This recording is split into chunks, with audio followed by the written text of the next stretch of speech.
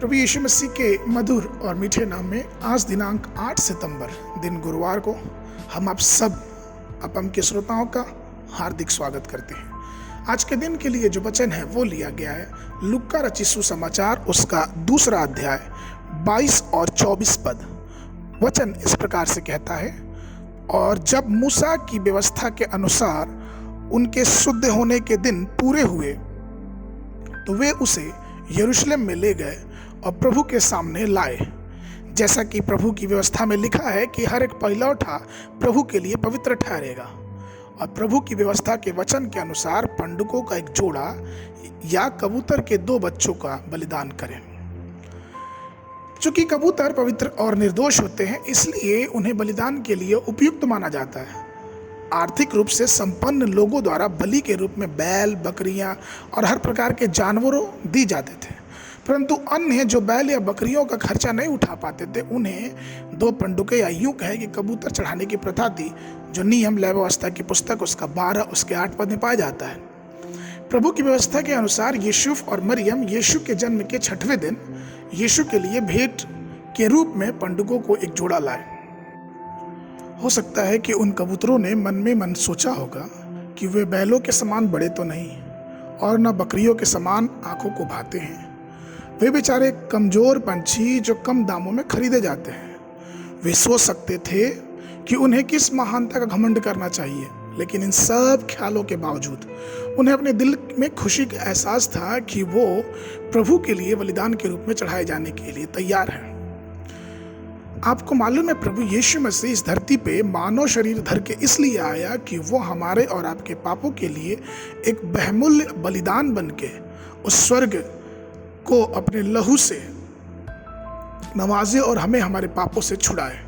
वास्तव में हमारे प्रभु यीशु मसीह के बलिदान के रूप में ही हम सभी मानव जाति, चाहे वो अमीर हो, गरीब हो, पीड़ित हो, उत्पीड़ना से गुजरा हो, बुजुर्ग हो या फिर कोई भी क्यों ना हो, प्रभु यीशु मसीह के उस बलिदान से हमें और आपको पाप से मुक्ति मिलती है। किसी के लिए अपना जीवन बलिदान के रूप में समर्पित कर देना यह कोई सामान्य बात नहीं है, लेकिन इसके लिए एक स्पष्ट योजना, दृढ़ संकल्प और साहस की आवश्यकता होती है, जो उस शक्ति और साहस को देने के लिए पवित्र आत्मा की जरूर पड़ती है।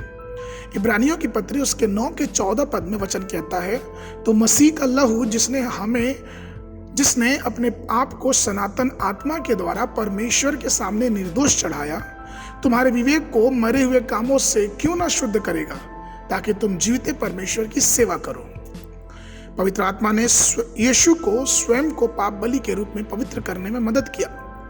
पवित्र आत्मा द्वारा इस तरह के शक्ति शरण से यीशु ने क्रूस का बोझ उठाया, लज्जा, निंदा, दुख, मार, उत्पीड़न भी सहा और यहाँ तक कि उस क्रूस की कष्टदायी पीड़ा को भी सहता रहा, जिस पीड़ा के बाद हमें और आपको नजात मिला।